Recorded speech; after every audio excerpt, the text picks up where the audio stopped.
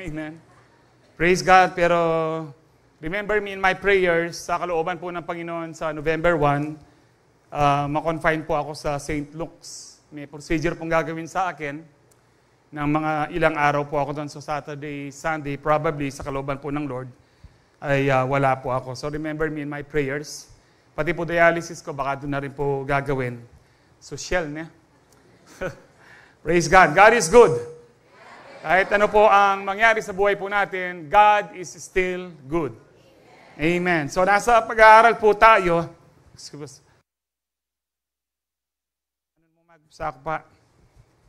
Nasa pag-aaral po tayo, the importance of living in purity. Marami pong iglesia ngayon, maraming churches po ngayon, pastors and Christians, nakakalungkot po na ang kanilang paniniwala ay hindi mo na kailangan mamuhay ng may kalinisan, kabanalan, or purity po.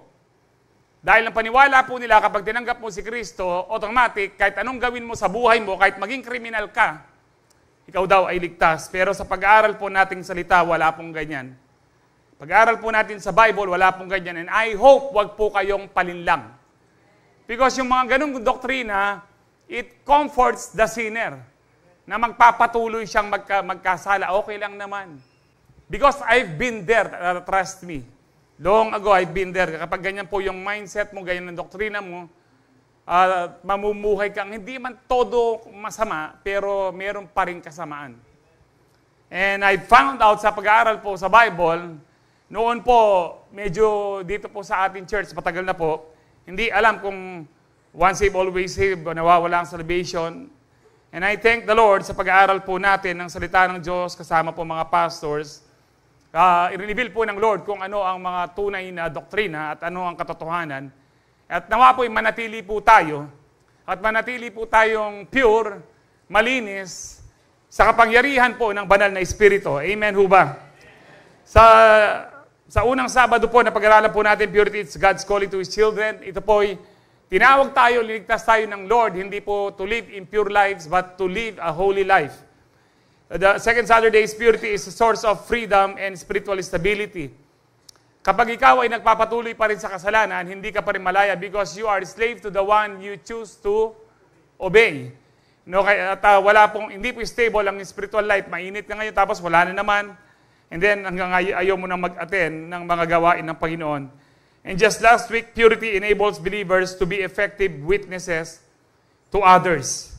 Nang pagiging malinis, merong integridad sa ating Kristiyano. Pagiging Kristiyano, kung ano po yung sinasabi po natin, sinasalita po natin, what we talk, we walk. Mas madali po ang mag-evangelize, mag-win ng soul, kapag ikaw ay alam po ng mga tao na ikaw ay matino. Amen. Lahat ng matino, magsabing amen. So ngayon po, last natin, which is ito po talaga yung pinakadahilan bakit natin dapat ito gawin, yung purity, is purity prepares the church as a bride for the coming of Christ. Ang bride po dito tayo, the church. Amen.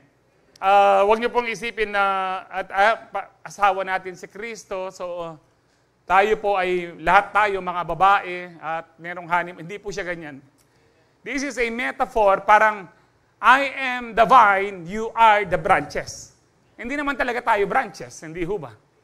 So ganyan di po, bagamat tawag po sa atin bride, ang ibig sabihin po nito, sa darating na panahon, pag nasa langit na ho tayo, pag nag-rapture, sa 7 years pong tribulation dito, 7 years pong celebration sa taas before the second coming of Christ o yung pong millennial reign. At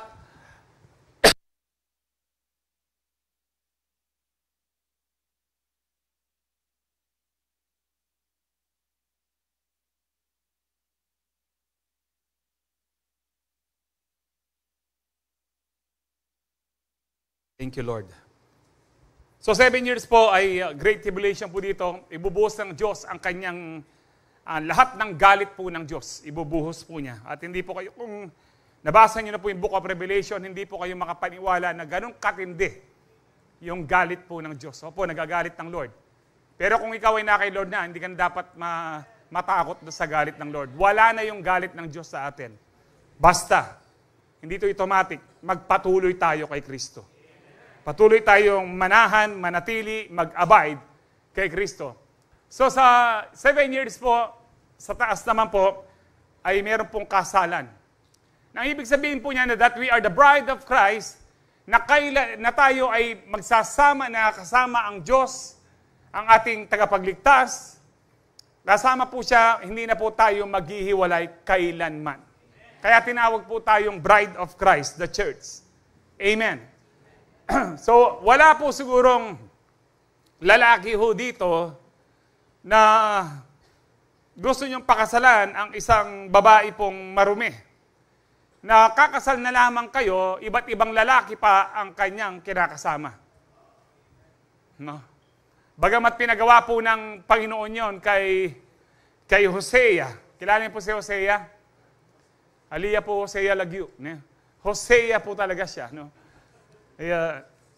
At ang kanyang pinakasalan ay si Gomer, the prostitute.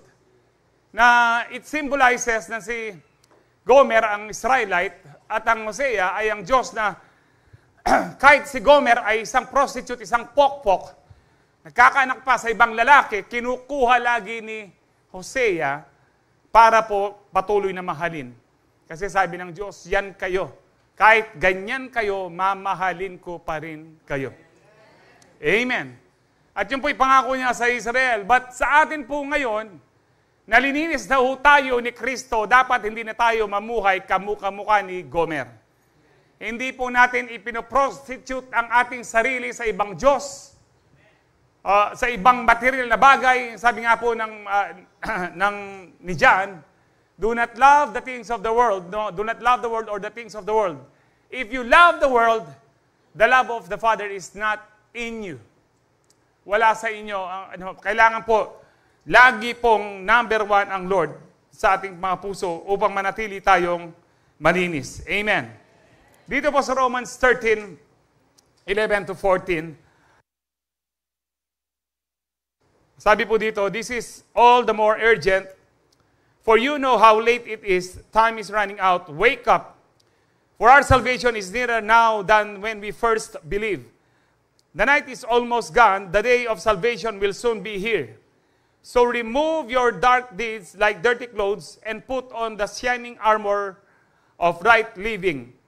Because we belong to the day, we must live decent lives for all to see. Don't participate in the darkness of wild parties and drunkenness or in sexual promiscuity and immoral living or in quarreling and jealousy. Instead, clothe yourself with the presence of the Lord Jesus Christ and don't let yourself think about ways to indulge your evil desires. Let's pray.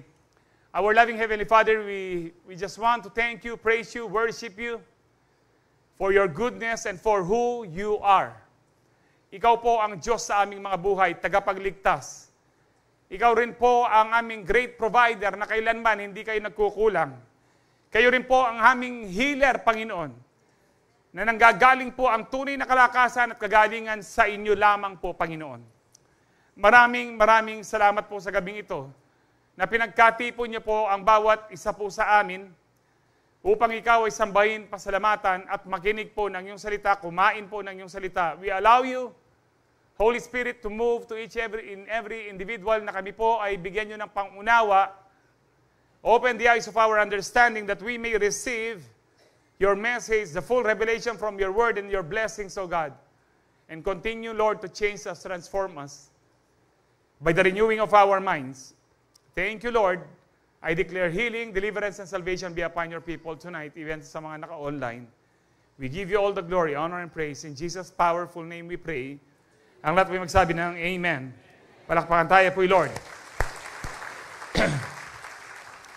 Dito sa ating mga talata na binasa, ito po ay sulat ni Paul sa mga Kristiyano. Kristiyano po ito sa mga taga-Roma.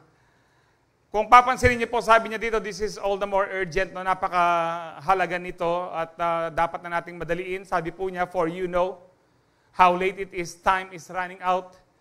This was more than 2,000 or almost 2,000 years ago. na napaubos na daw ang oras. Ano dapat natin gawin? Wake up. Kung meron pa pong natutulog sa ating mga Kristiyano, sabi po dyan, wake up. Tayo po yung magising. For our salvation, ang sabi po ni Paul, is nearer now than when we first believed. Take note, nung sinulat po ni Paul ito, almost 2,000 years ago, sabi niya, malapit na yung kaligtasan, malapit na ang pagdating ni Kristo.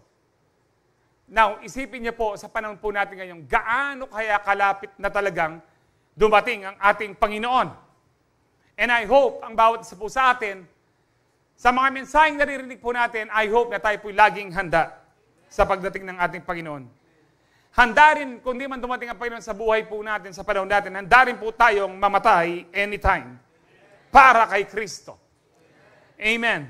So sabi po dyan, the night is almost gone and the day of salvation will soon be here.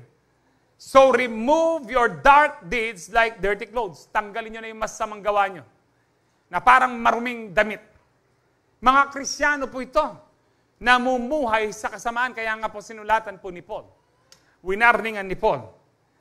Remove, tanggalin nyo yung masamang gawa nyo na parang maruming damit and put on the shining armor of right living. Isuot nyo po yung armor of God na ito ay malinis at glorious. Kumikinang po siya.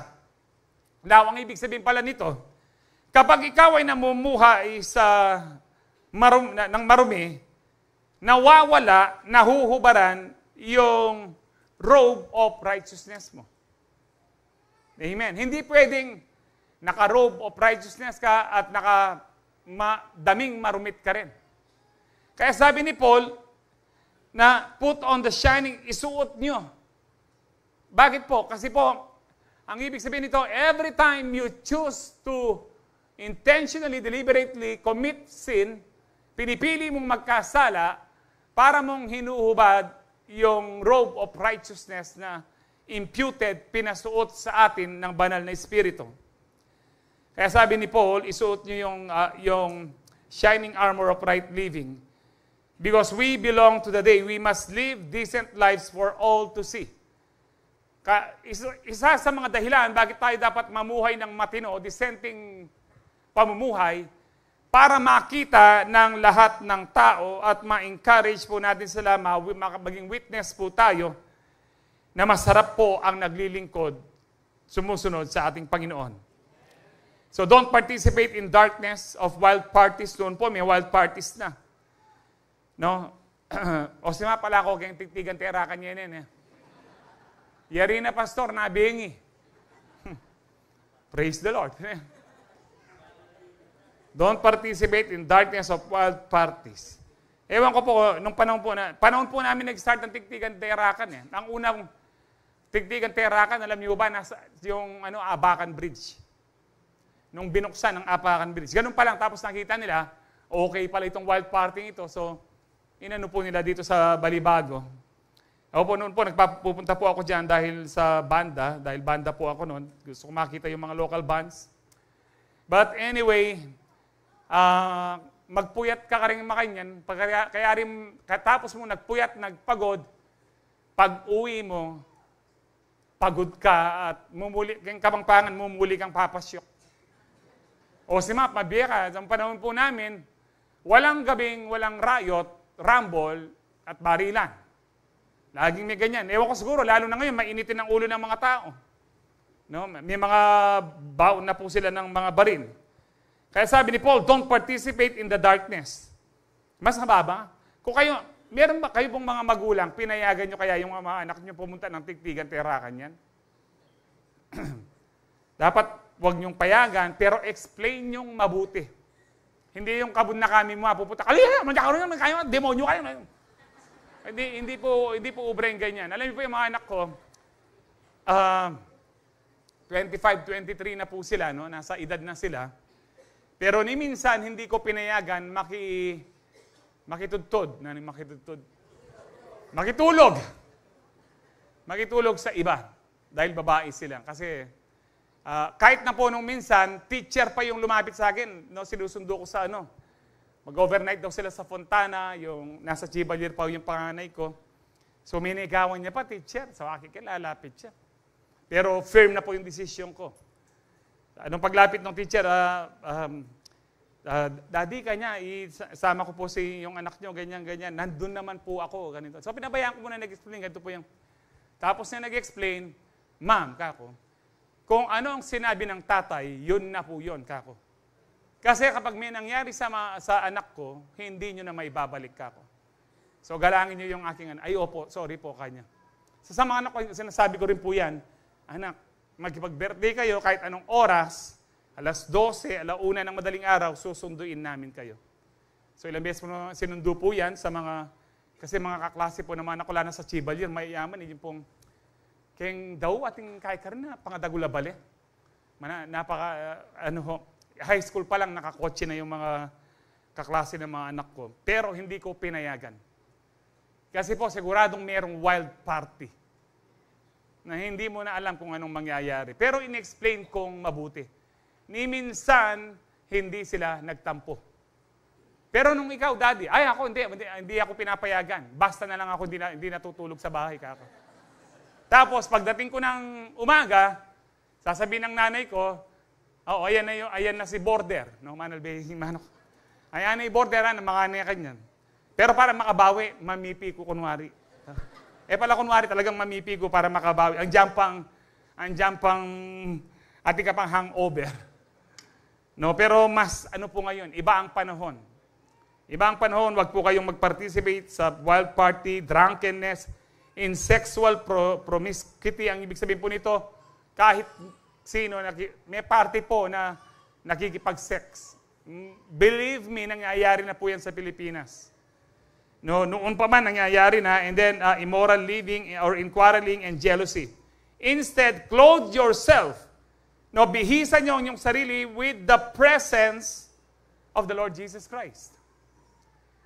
Nakikita ho bang nakasuot sa atin si Kristo? Amen. O may kapatid ako natin kang balibago, traffic.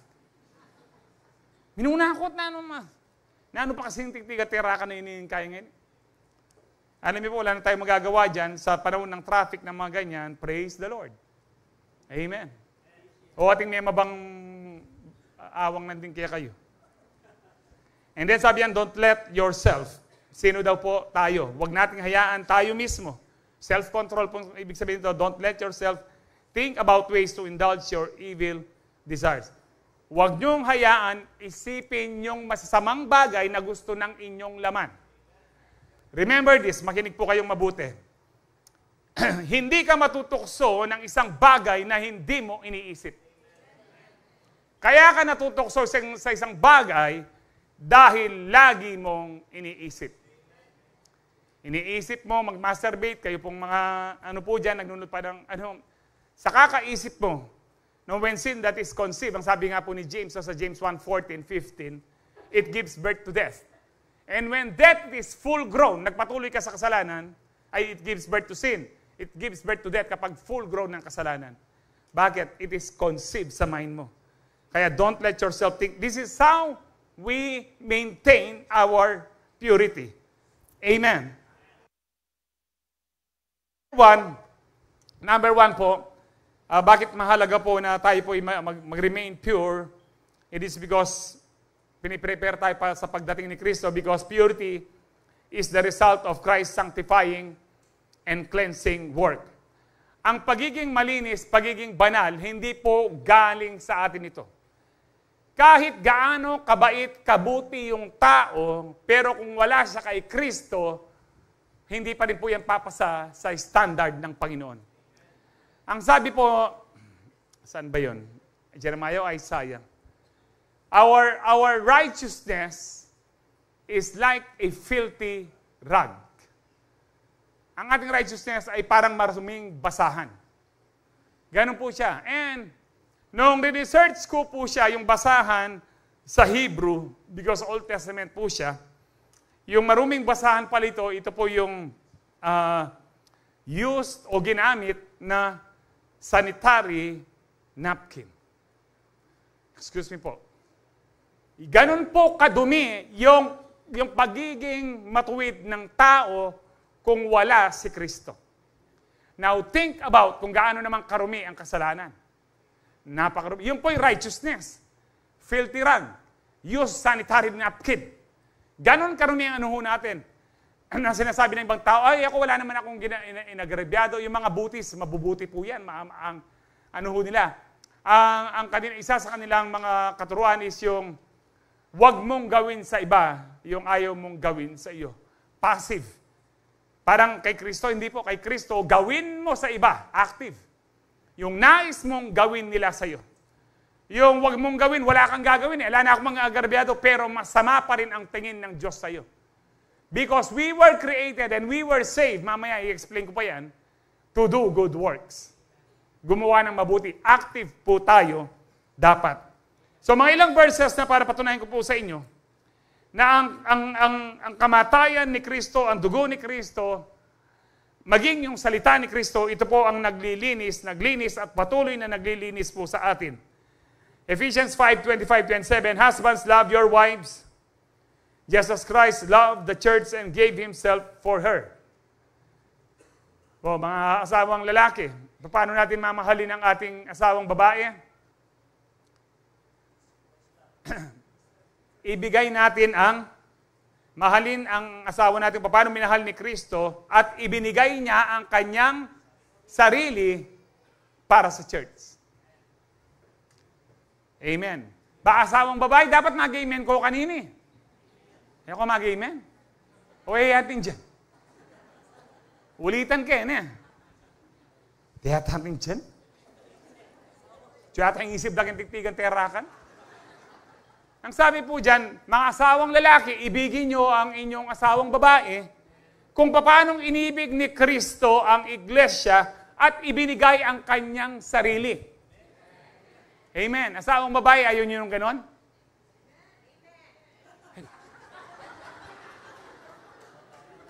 Lord, next week siguro gets done eh.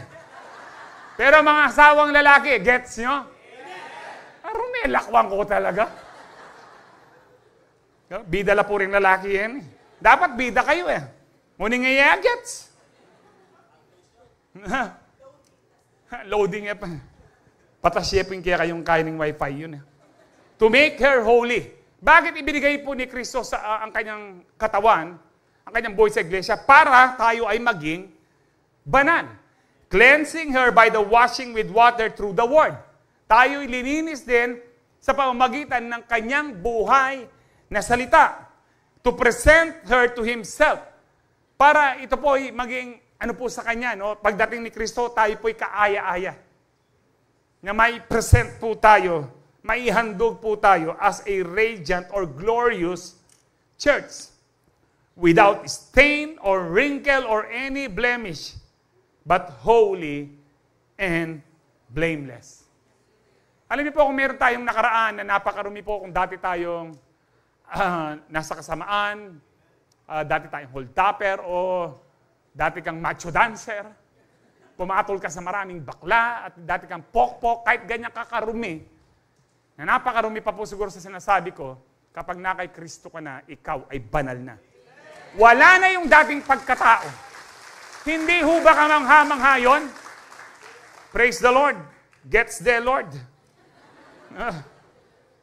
So kaya nga po dito, dalawa ang naglinis po sa atin, yung katawan, yung dugo ng ating Panginoon, yung kamatayan, at saka po yung salita ng Panginoon. Tingnan po natin yung mga verses that Christ made us holy by sanctifying, by sacrificing His body for us. Puro po Hebrews po ito, no? Hebrews 10:10, for God's will was for us to be made holy, ang kalooban ng Diyos. Tayo ay maging banal by the sacrifice of the body of Jesus Christ. Once for all time. Minsan lang namatay si Kristo, minsan na tayong pinabanal, wag na ho natin sayangin. Amen. Kasi kung babasahin mo po itong Hebrews 10, andyan po yung Hebrews 10:26 po ata o 25. If we deliberately keep on sinning, no sacrifice is left, but what? Fearful judgment ng Panginoon. Sa Hebrews po, ayan po, no, if we deliberately, lininis na tayo, pero nagpapatuloy ka pa sa kasalanan, ang sabi po dyan, no, after receiving the knowledge of truth, yung katotohanan na tayo ay pinatawad ni Kristo, no sacrifice for sins. Pwedeng tuloy natin to. Sige. 27. Sabi po dyan, but only a fearful expectation of judgment and of raging fire that will consume the enemies of God. Ito po, kung na-born again ka na, nalinis ka na ni Kristo, at pinipili mo pa rin makipagtigtigan, perakan at wild parties, ang natitira na lang, fearful expectation of judgment, of raging fire that will consume the enemies of God. Tuturing kang muling kaaway at ikaw ay susunugin sa impyerno. Buriye pang ituloy tamo. Sige, mag-seatbelt kayo. 28, anyone who rejected the law of Moses died without mercy on the testimony of 2 or 3 witnesses. Explain ko yan. In the Old Testament, pinapatay po yung mga makasalanan na mga heinous crime po yung ginagawa. Alam niyo po yung pong pagbastos lang sa magulang, pinapapatay po ng Panginoon. Yung sumasagot sa magulang, pinapa-stone to death. Yung sa Panginoon, sa standard ng Diyos, karumal-dumal po yun kapag tayo ay lumaban sa ating mga magulang. Tahimik sa Calvary. Manyad noong tawad ka rin piyang ari po, taluguran nyo nila. Salin nyo ng bibingka po, pang puto-bungbong. Now, Old Testament yan. Kaya nga, no Old Testament, namamatay sila without mercy. Now, without mercy, under the law. Under the law, namamatay itong mga makasalanan without mercy. Under the grace of God, verse 29, sabi po dyan, how much more severely, gaano pa kaya kasivir o katindi, do you think someone deserves to be punished who has trampled the Son of God underfoot? Anong context ito? You trample the Son of God, Jesus, when you choose to obey sin. When you choose intentionally na ikaw ay magkasala, parang tinatapakan mo si Kristo.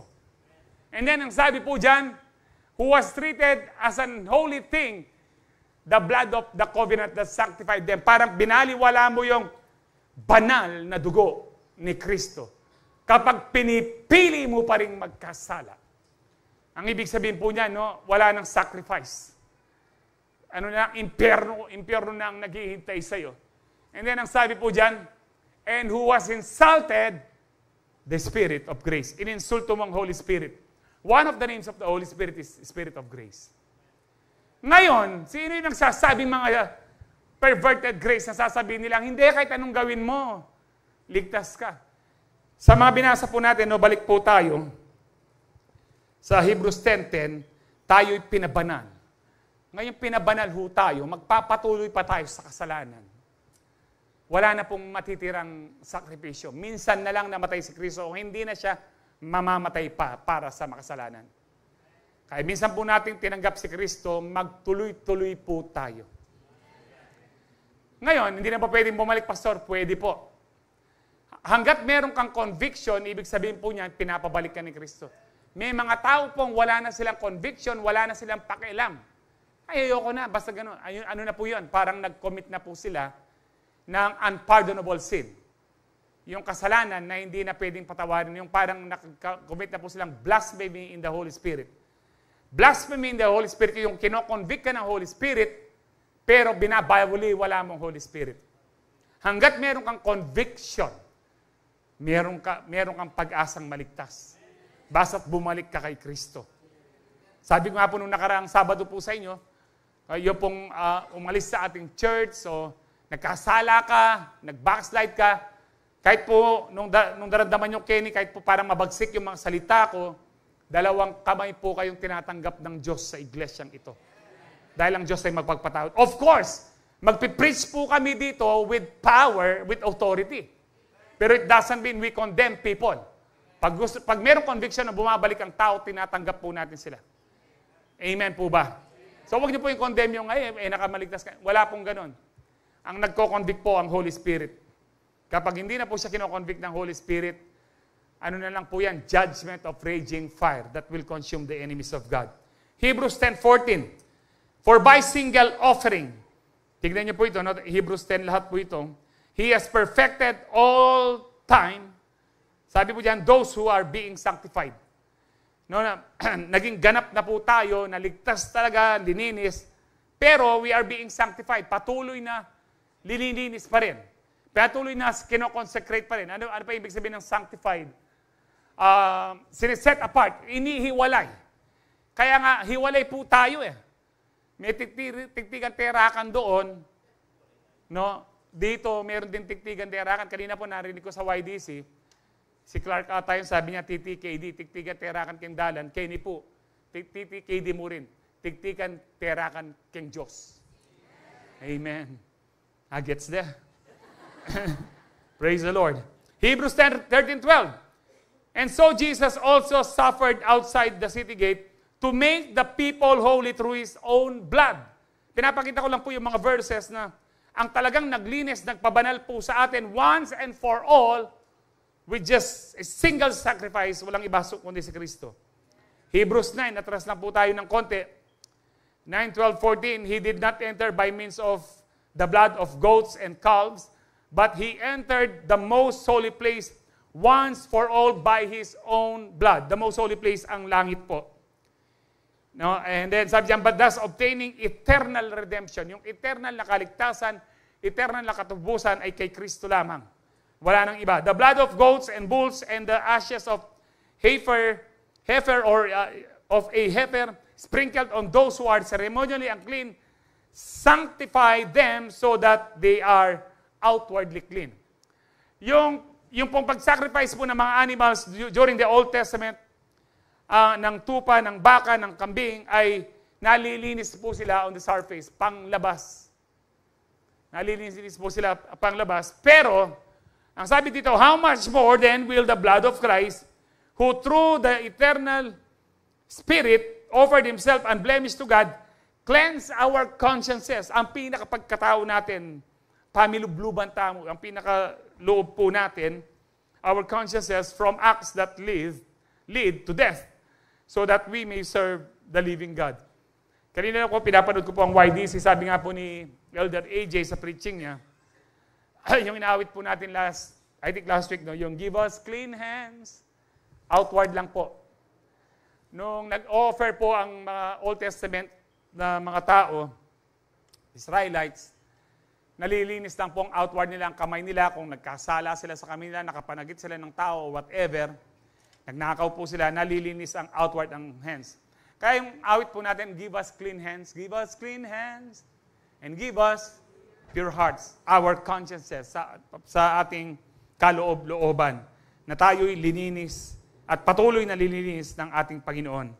So Jesus entered heaven once and for all by offering His own perfect blood, securing eternal redemption and cleansing our consciences, unlike the repeated and temporary rituals of animal sacrifice. Pangalawa, ano pa yung naglilinis po sa atin? Yung Word of God. Kanina yung blood o katawan ng ating Panginoon. Ngayon, Christ cleansed us through the washing of water by the Word. Kaya nga pag nadumihan ka o nagkasala ka, mag-pray ka lang. Ano pong sabi ng 1 John 1:9? If we confess, if you admit to God na meron kang kasalanan, He will forgive you. And ano pa? Purify you, cleanse you from all unrighteousness, impurities. Kaya hindi ka lang basta patatawarin eh. Lilinisin ka pa niya. Kaya nga po kapag nag-pray ka, humingi ka ng tawad at nagbasa ka ng salita ng Diyos, in-apply mo yung blood, nagpasalamat ka sa dugo ng ating Panginoon, naglinis sa atin. Pagkatapos po noon, dapat po huwag niyang entertain ang diablo na wala ng condemnation to those who are in Christ Jesus. Amen. John 17:17, sanctify them by their truth. Your word is truth. Linisin mo sila sa iyong katotohanan. Ang salita mo ay katotohanan. John 15:3, you are already clean because of the word I have spoken to you. Sabi po ng Panginoon sa kanyang mga disciples. Psalms 119:9-11. Sabi dito, how can a young person stay on the path of purity? Bakit po laging young person? Parang yung kay Timothy, yung flee from youthful lust. Kasi po ang kasalanan nag-uumpisa sa kabataan. Laging curious ang kabataan, gustong subukan ito, gustong mag-explore. Kaya nga po, ang daming kasalanan na nung kabataan po tayo, ganyan din po tayo. Matigas ang ulo, ayaw natin sumunod sa ating mga magulang. No? Kaya nga po, how can a youth or young person stay on the path of purity? By living according to your word. Ngayong lilinis na po tayo ng Panginoon, Hindi po yan automatic. Malinis na ako. Automatic, kahit anong gawin mo, lagi kang malinis. No. You need to live according to the Word of God. Para mag-stay ka, mag-remain ka sa daan ng kalinisan. You stay pure with the Word of God. Amen. Kaya nga po, this is very, very important. No, hindi po ito, lagi naman ako malinis. No? Kaya nga po, one of the main reasons why we read the Word of God is for us to stay on the path of purity. Nalalaman natin, ay ganito pala ang gusto ng Diyos. Ayaw pala niya yung nagtatanim ako ng sama ng loob. Ay ganito pala ang gusto ng Panginoon. Gusto niya laging nakikipag-fellowship ako. Ay gusto palang nais ng Panginoon na magpatawad pala ako. Huwag akong magtanim ng sama, and so on and so forth. Nakikita po natin yan sa Word ng Panginoon. And then, because nababasa natin sa Word of God, and we choose to obey the Word of God, we stay on the path of purity. I seek you with all my heart, do not let me stray from your commands. I have hidden your word in my heart. Yung heart po dito, hindi po itong tumitibok. Yung heart po natin, yung our deeper as, yun, kung nasaan po ang Holy Spirit sa Espiritu po natin. And most of the time, nasa belly po natin yan. Bakit? Sabi ng Panginoon, out of your belly comes rivers of life. Speaking of baptism in the Holy Spirit, and then, nag-speaking in tongues ang tao, out of your belly comes, kaya po yung pinakapagkatao po natin ay nasa, even scientists, inaano po nila to, yung gut po natin, nandito po yung second brain daw po natin. Kaya nga po meron tayong gut feelings, yung parang, kailangan akong umuwi. Alam niyo po yung ganon, may gut feel ka na, ay kailangan akong umuwi. I remember po nung 1987, nahulog po ako sa kanal. No? Actually, ilang beses na po ako nahulog sa kanal. Pero, may kilala kanyang kanal, Maylin na noon naman. Diyan karoling nga, manabok yung kanal. Bayuyin ka na akong topsider. Sperry, bago yung uso kanita. Pinaghirapan ko sa karoling. Uling ilang mga segmento rin, dalan mi ken Lourdes sa Pahardo. December 24, alas 11 ng bengi. May nabunan na ako na namang kanal. Minuli kong makatapak at maglinis sapatos. Paskong Pasko. Well, anyway, isang araw po, nahulog din ako sa kanal, nahiwa po yung kaliwang kamay ko, paa ko, ng lata ng sardinas. Ano po yun eh? Meron po kaming rumble, teenager, may mga rumble dyan sa, bali po, kung siya makatok ng kaken, keng tramo, ara, ay hanggang nanong guluatin. Kaya may nabuko keng kay. Dahil po sa pagkahulog ko, may bati-batikan. Kasi nakita po nila yung dugo, ang dami. And at that time, nagpunta po ng San Luis yung isang ate ko at saka ang mama ko, nagbakasyon. Ang tatay ko po pumunta ng Manila. Ilang araw po sila dapat mag-stay po doon kasi bakasyon po yun. Ang natira lang po yung panganay kong ate na second year high school pa lang po. Tapos yung bunsong kapatid po namin na nasa grade 3. Now, dumating po sila bigla, hindi daw sila mapakali. Magkasabay po silang dumating, magkasunod pala. And then, nung dinala po ako sa doktor, maubos na pala yung dugo ko. 4 na ugat pala ang naputol sa akin. 14 stitches. Kung hindi po umuwi, yung mga magulang, dahil meron po silang gut feel. Kaya, ano po yun? Intervention po ng Panginoon. Nasanabi siguro niya, mga angels, pauwi niyo yung mga magulang niyan, kasi yung batang niya na matigas ang ulo, magiging pastor ng Calvary Temple. Kaya itong batang matigas ang ulo, pastor ng Calvary Temple ngayon. Noon pa man, sa sinapupunan ng ating magulang, iniingatan na tayo ng Panginoon. Kaya ngayon na born again na tayo, ingatan po natin ang word sa ating, hindi na po gut feel ngayon, conviction na ng Holy Spirit. Sasabihin niya sa iyo, kung yan ay binubudol-budol ka lang, kung tama yung decision mo, because you have hidden His word in your heart so that you will not sin at hindi ka mabudol-budol. Amen. So by following God's word, believers are empowered to live pure lives, and treasuring Scripture in our hearts enables us to walk in righteousness. So Christ purifies us through His blood and His word. Tayo linilinis sa kanyang dugo at saka sa kanyang word to prepare us for His return. I remember na pinaalala po ng Holy Spirit ngayon, yung, I think Revelations 12:11, they overcame him, Satan, with the blood of the Lamb and the power of and the word of their testimony. Tingnan po yan. They triumph over him. Ang him po dito si Satanas. Sa verse 10, makita nyo, ang accuser of the brethren, si Satanas. They triumph over Satan by the blood of the Lamb and by the word of their testimony. Ano po yung pinaka-word of testimony natin? Yung word ng Lord na meron siyang ginawa po sa atin. Dahil sa salita ng Diyos, ako'y nabago. Dahil sa salita ng Diyos, ako'y pinagaling. Dahil sa salita ng Diyos, may pag-asa ko, nag-provide ang Lord. Yung mga testimony po natin dito every Wednesday, those are the word of testimony na hindi mo sila word. It came from the word of God at ito ay nag-manifest sa atin pong buhay. When you hold on to the word of God, then you will know the truth and the truth shall set you free. Amen. So mapagtatagumpayan natin ang kasalanan sa dugo at sa salita. Mapagtatagumpayan din natin si Satanas at lahat ng kanyang kampon ng kadiliman sa dugo ng Panginoon at sa salita ng Diyos. Number 2, purity is the righteous deeds of the bride for the wedding feast. Saan po natin makikita yung purity? Ito yung righteous deeds. Revelations 19:7-8. Let us rejoice and exult and give Him glory, for the marriage of the Lamb has come and His bride has made herself ready. Yung bride, sino po ang bride? Tayo, the church. Nag-ready daw ho tayo, nakaprepare tayo. Kaya nga po, tayo, as an individual or as a church, we need to prepare for the coming ng ating bridegroom. Walang iba kundi si Kristo. So the bride has made herself ready. So ready na ho ba kayo? Sa kasalan na magaganap. Now, it was granted her to clothe herself.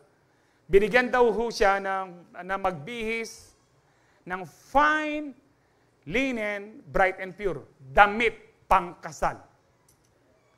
Ano itong damit pangkasal na ito? For the fine linen, o yung damit pangkasal, is the righteous deeds of the saints. Kaya kung Kristiyano ka, at wala kang ginagawang matino, ewan ko kung talagang Kristiyano ka. Remember this, we are not saved by doing good works. Paulit-ulit po ito, no? Mahigit isang dekada na po natin sinasabi ito sa inyo. Yung kayong matagal na dito sa church. We are not saved by doing good works. We are saved by grace alone, but doing good deeds, bakit importante ang paggawa ng mabuti, one of the main reasons, yan po ay damit natin pangkasal. Remember po yung parable of the wedding banquet, yung isa po, hindi nakapandabit pangkasal? Bakit hindi ka nakadabit pangkasal, ang sabi ng hari? Ano pong ginawa? Pinatalsik po, nilagay po dun sa madilim ng impyerno. Ang tanong kaya, yung damit pangkasal po natin, po ito nanong house ko rin ang kanita, yung house mo ka rin, hanging shirt na? Crop top. Kaya panahon min yung hanging shirt, yung panahon ng Rene Requestas, yung in-house na ka rin, unghang shirt. Mga unghang daw. O yung pong damit pangkasal nyo, baka crop top, o kaya kiniya pa mo. Kaya alam niyo po sa Revelations 2, I did not found your deeds complete in the sight of my God. Ang sabi pong ganun. Hindi ko pa nakita na nakumpleto nyo na yung pinapagawa ng Diyos. Pwede yung pahanap yun. Napakahalaga pala nito na inano ng, I think yung ano ito, Revelations 2. You have forgotten your first love. I think doon siya. No, kung makikita nyo. Sige, manaya kami gamit itong oras. Ayan po, wake up, strengthen, and what remains and is about to die, for I have found your deeds unfinished in the sight of my God. Ay, hindi para, alam niyo po yung balasuba sa Once Save Always, ay hindi para sa atin yan. Namilila mo. Hindi dapat yung John 3:16 para karela. Di ba? Ang Psalms 23 para dapat karela. Pili-pili. Pero lahat po yan para sa atin. Church po ang kausap po ng Panginoon dyan. Gumising kayo, Strengthen what remains and is about to die. Ano itong remain and is about to die? Yung spiritual life mo. Yung light, yung apoy, konti na lang yung apoy, namamatay na. Kaya nga po, kahit po na born again ka, nabuhay, pwedeng mamatay. Namamatay na yung spiritual life mo, sabi ng Panginoon. No, for I have found your deeds unfinished in the sight of my God. Diyan ba yung ano? Pwede natin tuloy yung you have forgotten your first love. Remember therefore what you have received and heard, hold it fast kung ano yung natanggap nyo, yung kaligtasan. Panghawakan nyo and repent. Magsisi kayo. For if you do not wake up, I will come like a thief and you will not know at what time I will come to you. This is for us. Hindi ko natutuloy, baka humaba pa ho tayo. Kaya nga po yung righteous deeds, para po, merong kwenta yan. Kaya nga po, bawal ang tamad na Kristiyano. Walang tamad na papasok ng langit. Lahat po ng katamaran, po tayo isipay, ay masipag na ako mangkin church, pero ako yung bali, nakangkatamad. Matamad ka pa mo rin. Kasi po, kung tunay kang masipag kang maglinis bali. Amen. Sige, Pastor, i-preach mo ini, kasi ko yung mamalisin niya.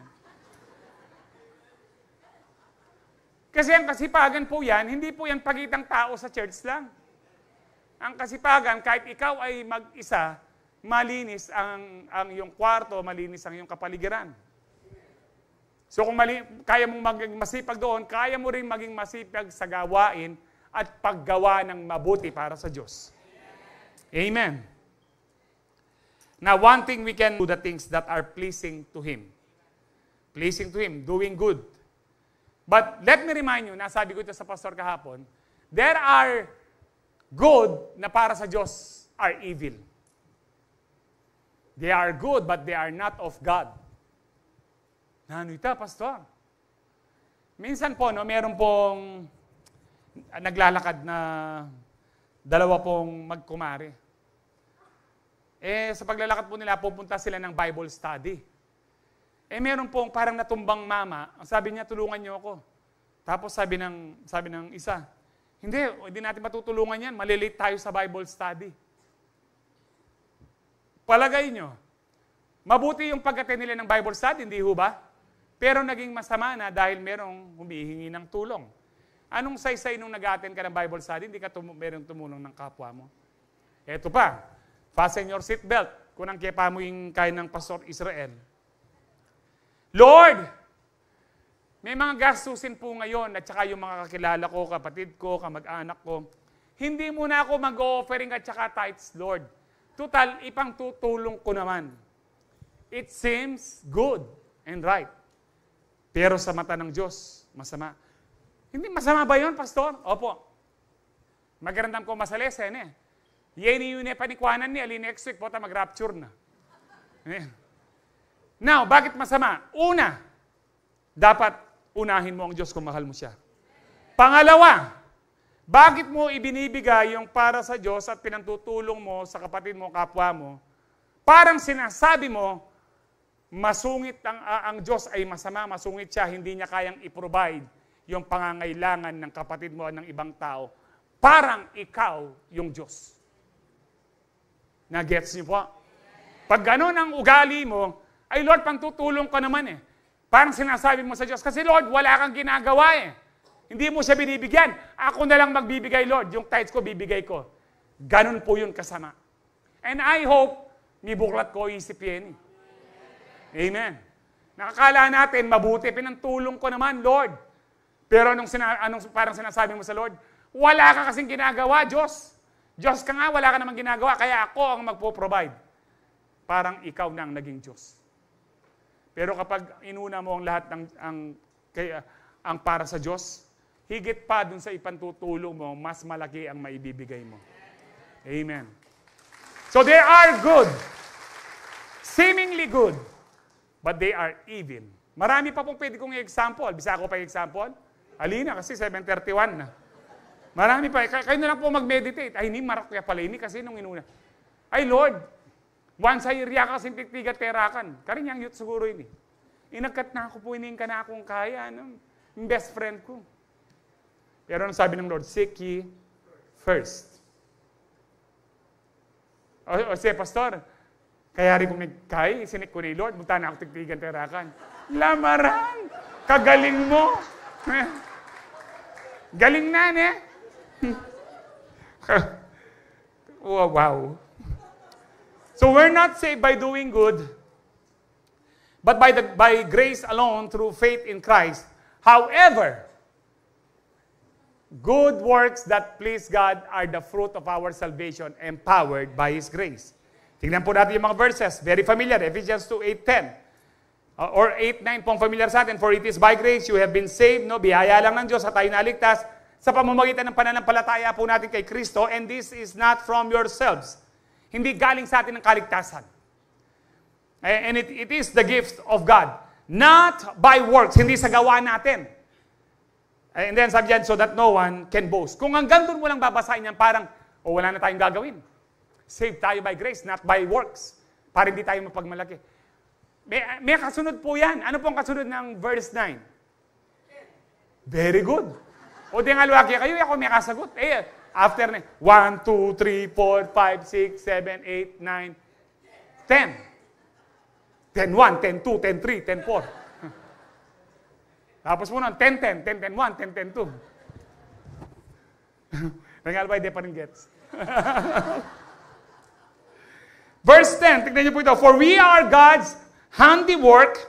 Ginawa tayo ng Diyos. Genesis 1:26-27. After His own image and likeness, created in Christ Jesus to do good works. Na born again tayo, created, new creation, through Christ Jesus, for what? Ano yung answer? To do good works. Kailan pa inassign sa atin yan? Which God prepared in advance for us to do. Since the beginning of time. Gagawin ko mga taong ito, ililigtas ko sa biyaya ko, upang gumawa sila ng mabuti. Amen. Nung ikatamuan, gagawang mabuti, masali sila rin flood control. Una yung gagawang mayat, matako la rin lamaran. Titus 2:11-14. For the grace of God has appeared to and offers salvation to all people. It teaches us, tinuturuan tayo ng grace. So, hindi automatic. Ay, dapat, save na ako by grace, automatic, mabuti na ako. No. Nagpapaturo ka, tinitrain ka. So, ikaw mismo, dinidisiplina mo ang sarili mo. Kapag merong teacher, merong what? Anong other word for student? Disciple.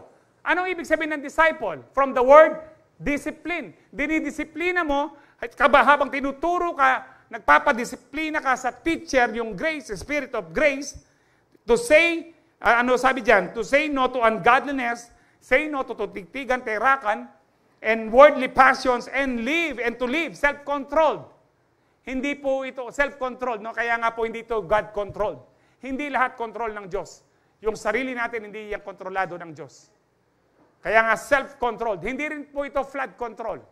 Amen. Self-control, nasabi po dyan, to live self-controlled, upright, and godly lives, kailan? In this present age, habang nabubuhay tayo sa mundong ito. While we wait, kasi ang topic po natin sa pagdating ng ating Panginoon, we are being prepared, no? And that is why prepared tayo na maging pure, na harapin natin ang ating Panginoon. So now, ang sabi dyan, while we wait for the blessed hope, ano pong blessed hope? The appearing. No? Sabay-sabay po natin basahin yan. The appearing of the glory of our great and Jesus Christ. Sino ang great God? Savior. Una, ustula rin ng iglesia ng Voltes 5. Diyos siya by Kristo, Aliyah. Ilang verse na po pinakita po natin last month. Ito, dagdag po ito. Si Kristo ay Diyos at tagapagligtas. Mamuting-muting la rin, tabalo ka rin lang. Magmula-mula la ka kin Bible, isugalming kaya kang kaladwa because of pride na ininitiruyo. Yan po yung ano daw, kasi yan ang pangawakan natin. Hindi po. Marami po kaming kinurak dito na mali po yung doktrina. Kasi mas maganda nang mapahiya ka, makorek ka, mapunta ka ng langit. Kaya sa panghawakan mo yung maling doktrina, dahil sa pride mo, one day, binabarbecue ka rin sa impyerno. Amen. Kaya nga po, ano pa po, sabi dyan, who gave Himself for us to redeem. Binigyan niya tayo para ma-redeem po tayo, maligtas tayo, Tinubos tayo from all wickedness, sa lahat ng kasamaan, and to purify for Himself, para sa Kanya. Na tayo ay naging dalisay para sa Kanya, a people that are His very own. Ano po yung kasunod? Eager. Ano po yung eager? Agila? Alin po? Eager, yung po talagang gustong-gusto mo. Very passionate ka. Enthusiastic ka. Na gumawa ng mabuti, to do, eager to do what is good. That is the grace of God. The grace of God, it does not give us a license to sin. The grace of God, it empowers us to say no to all forms of wickedness and to live self-controlled lives, eager to do good. Kaya sabi natin dito, grace empowers us to reject evil, live righteously, and eagerly do good in this life while we wait for Christ's coming, our great God and Savior, Jesus Christ. Amen. Kaya nga po, faith without works or faith without deeds is dead. Sabi po yan sa James 2:26, as the body without the spirit is dead. Alam niyo ba, pag namatay na yung tao, wala na po yung spirito. Napansin niyo ho ba? Ewan ko kung nakapagbuhat na kayo ng patay. Kung kailan po namatay na yung tao, kabayat. Kasi yung spirit po, ano po yan life, wind, air, breath. Parang nawalan ng hangin, na di ba kapag yung, alam niyo po yung lobo lumilipad, kapag bumagsak na, nung panahon po namin, ang tawag na matanda dyan, ay ala na yung spirito, kasi bababa niya. Amen? Kaya ikaw, kapag bumababa na po yung spiritual life mo, ay ala na yung spirito. Ano yan? Pabomba na ka na namang helium. Yeah. Now, kaya nga po, patay ang isang katawan na wala ng spirito. So, faith without deeds is dead. Faith without deeds is dead. So, kung baga po, meron ka pananampalataya, wala siyang spirito. Yung deeds, ito po yung spirito. Faith without works is dead. So, living in purity results in harvest of righteous deeds, preparing us as the bride for Christ's return. Last point po natin, purity is about exclusive and single-minded devotion to Christ. Habang iniintay po natin ang Panginoon, dapat po exclusive, sabi po dyan, exclusively, single-mindedly, ang iniisip natin lagi, number one, si Kristo. Yan po ibig sabihin yan, exclusive. Si Kristo lang ang laging number one sa atin. Wala ka nang dapat pakinggan pa na, hindi, puro po akong estudyante, pastor, para siguradong ligtas ako. Nag-a-attend po ako sa church na ito, nagde-dep pa nga ako. And then, pastor, nag-a-attend din ako. Pag Friday, pumunta ako ng Apo kanya.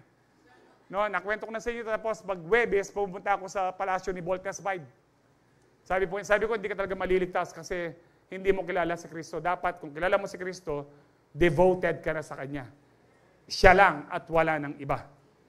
I hope hindi na kayo tumatawag dun sa mga nanay nyong nauna na o lola nyo, ma, sopan mo ko. Nakasopan ma mo. Demonyo magramdam kaya ka. Paltone, kalupan ng ma mo. Kalupan ng ma ko, baka dasteria yan. Hindi na daw bumabalik po yung patay. At saka bakit mo siya tatawagin? Ang Diyos po, seloso po siya. Bakit mong ginagawang Diyos yung mga mahal mo sa buhay? Alam niyo po, kung for the sake of reunion or for the sake of family, sa darating na November 1, magsisindi po kayo ng kandila, pero hindi nyo na po pagpe-pray yung Oh Lord, ikay miya po yung kendala na po ning kay matulit at mira siya po kayong banwa. Ne, tori ng Babel, tori ng... Nino-ninong sa inyo ng kaya, kanit ng kaya po. Yun na po gagawan to. And especially this coming October 31, huwag kayong magse-celebrate ng Halloween. Huwag niyong pagsusuotin ng mga Halloween costume ang inyong mga anak. It is a devil worship. It is the most important. Makiramdam kayo kasi po naging report ko po ito nasa sa Bible School po ako. Ang Halloween, October 31, it is the most important day for all the satanic group at mga witches at mga warlock po, mga mangkukulam na lalaki.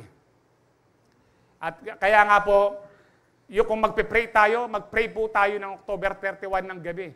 Huwag kayong matakot, mas makapangyarihan yung nasa atin. Kesa sa ilang milyong pang demonyong yan. I remember, October 31, November 1, ano po ito, no? Yung pong na-aksidente po dito, yung po yung sa Abacan na motor, naputol po yung ulo niya. Ano po yan? Mga gawain po ng mga mangkukulam yan, tsaka satanista. Nagke-curse po sila para maraming mamatay na mga untimely death. But we need to pray. Pero, na kayo rin uso pa ba yung trick or treat? Para chocolate naman po. Yes, uso pa. Di pa magkaya na. Pero yung nagagawan to. Bisa akong chocolate. Dali na kayo, maging diabetic ko pag gawan nyo ngayon. Sa 2 Corinthians 11:2-4, I am jealous for you with a godly jealousy. Meron po palang godly jealousy. Nagseselos ako, sabi ni Paul, ng selos na maka-Diyos, because I have promised you to one husband to present you as a pure virgin to Christ. Kasi mini-mentor ko kayo, dinidisciple ko kayo, na para maging pure virgin kayo kay Kristo. But I am afraid, nang sabi po ni Paul. Saan natatakot si Paul? Ilang beses na siya nalatig o na sumasama yung laman niya katulad kay Kristo? 5.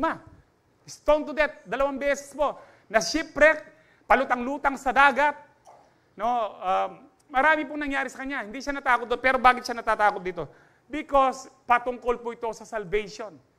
Nakakatakot na mawala ang salvation niya. Sabi po sa mga Kristiyanong Korinto, I am afraid that even as the serpent beguiled Eve, no, in a trap, deceived si Eve by his cunning, your minds, ang iyong pag-iisip, sabi dito, may be corrupted and led away from the simplicity of your sincere and pure devotion to Christ. Kahit po devoted ka kay Kristo, kung pinapapasok mo, nanonood ka sa YouTube ng iba't ibang preacher, Ringalwa, manalbela pa rin dating daan ng gayen eh. Mete na yung mikikay kang dating daan, gayen pa, analbenye pa, balang mabyeya. Si Kristo lang po yung namatay at muling nabuhay, hanggang ngayon buhay at muling babalik. Wala nang iba. Dahil wala pong dating daan, ang tanging daan lang, si Kristo. Amen. Kamwada na kanya kanako, alam mo, paano mo. Anyway po, no, dahil yun po yung katotohanan. Nung makarandam kayo po, ikayong taga-king makanyan, bulida kayong maligtas kasi hanggang numano kayo, ako maligtas kayong pangawan nyo ngayon. Dapat pure ang word ng Panginoon. Pure natin tanggapin kahit masakit siya. So sabi niya dito, your minds may be corrupted and led away from the simplicity of your sincere and pure devotion to Christ. For you seem willing to allow it for sabi niyan, if one comes and preaches another Jesus. So hindi ba sa Jesus yung pinipreach, parehong Jesus natin? May pareho tayo naman Jesus eh. O nang alwa yung Jesus da, makapakuya pa rin. Tingalwa pa, makakeraya pa eh. Kahit pulis-pulisan di pa ng kayang kalyo. May kipila ko kayang makanyan. Your minds may... Balik pa itang titil-til kaya tang side makanyan. Gawa yun ita, nakaya di pang kiti-kiti. Ating kaming kasiyo, kaya sabihan lagyo. Dati siyang sakristan. Bali yun, nagkagawanda ka rin. Yung lalagyan ka ng tiltilan kay kampapangan na, bakit din Tagalog pagkikain na. Didi ng dangimi. Sabi ko, no ka rin kabag sakristan ako. Kasi alam ko rin inatanan kong Catholic Church. Kentarlak. Ay, salamat ako na mamakanya. Rin taga-tarlak ka niyan. Anyway po, no. So, hindi po basta Jesus na narinig nyo. Tignan nyo kung Jesus ng Bible. Amen. And then ano pa? Whom we have not preached, hindi namin pinreach ang Jesus na yan. Or if you receive a different spirit, hindi lahat ng parang manifestation ng spirit sa Holy Spirit. From the one you receive, ang sabi po dito, or a different gospel. May mga ibang gospel na hindi gospel ng Bible. Kaya sabi dyan, from the one you accepted, you tolerate all this beautifully welcoming the deception.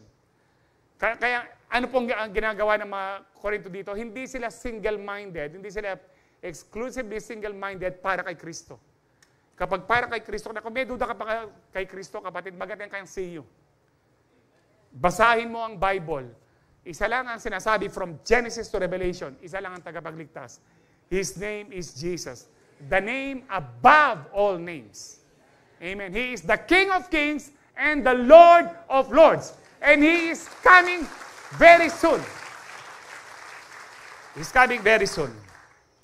Alam niyo po, nung Lunes, kwento ko po hanggang kakaba ko niya. Total, baka next Saturday, yala ako. Last Monday, binisita po kami ng isang pamilya na kaibigan po namin. At nagpa-order po ako ng pizza. Kaya Kapampangan pizza. Nagpa-order ko pong pizza. Tapos sabi ko, wala pa, sabi ko sa anak ko. Nandiyan na daw. Tapos yung binasa, yung pangalan po nung nagdi-deliver, Jesus. Ang nakalagay po,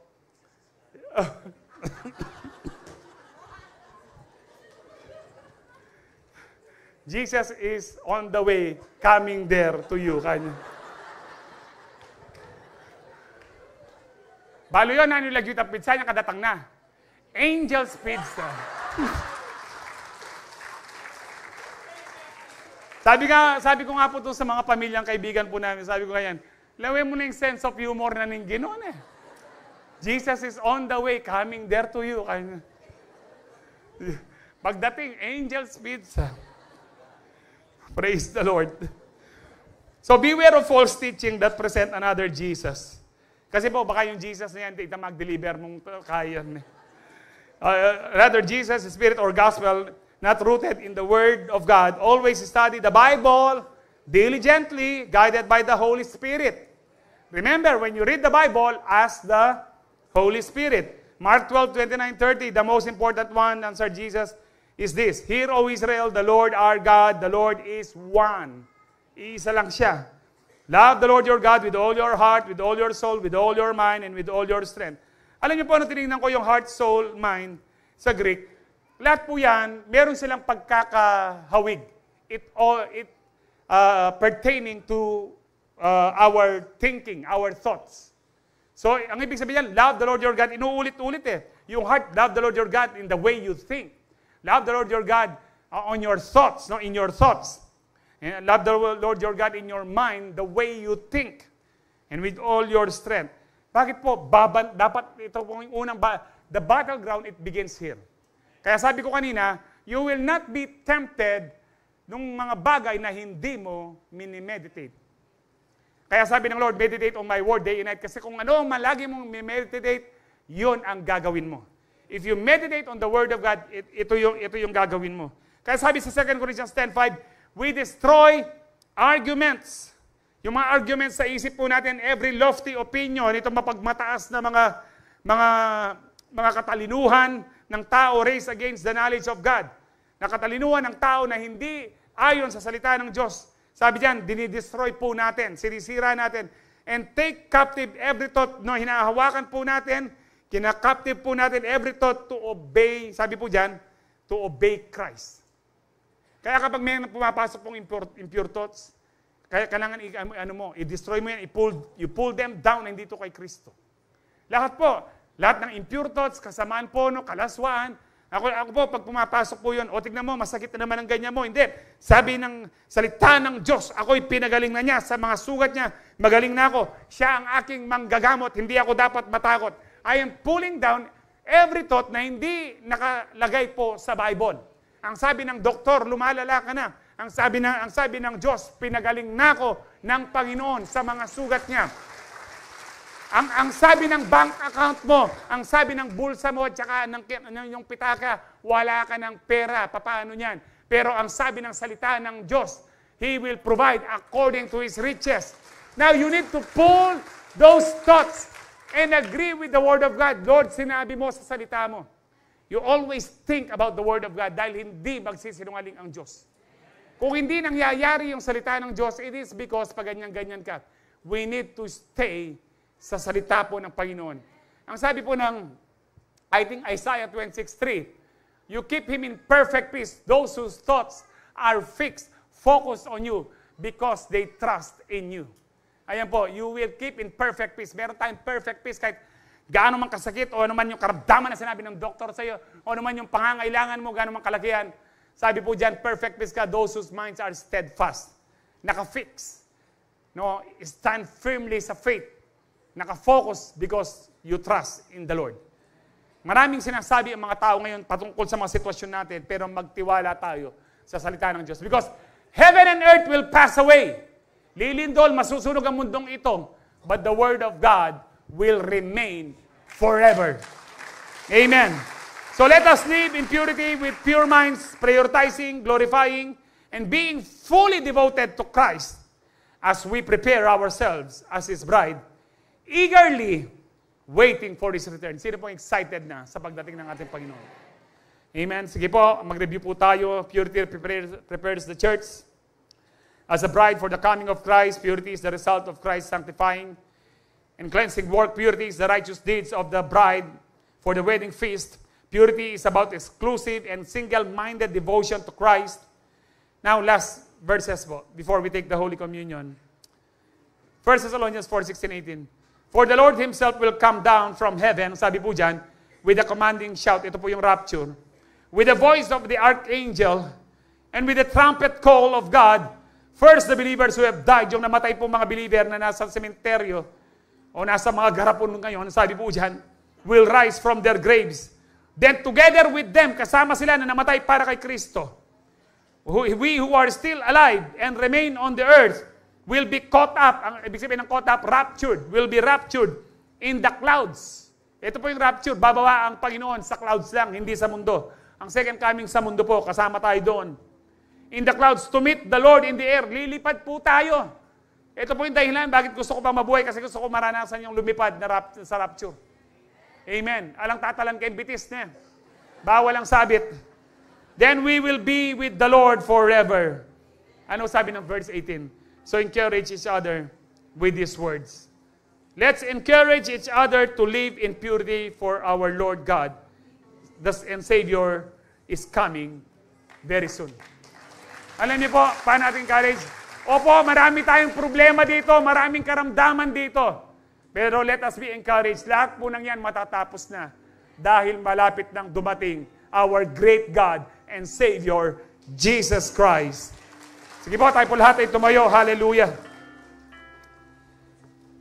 Praise God. Patuloy po na.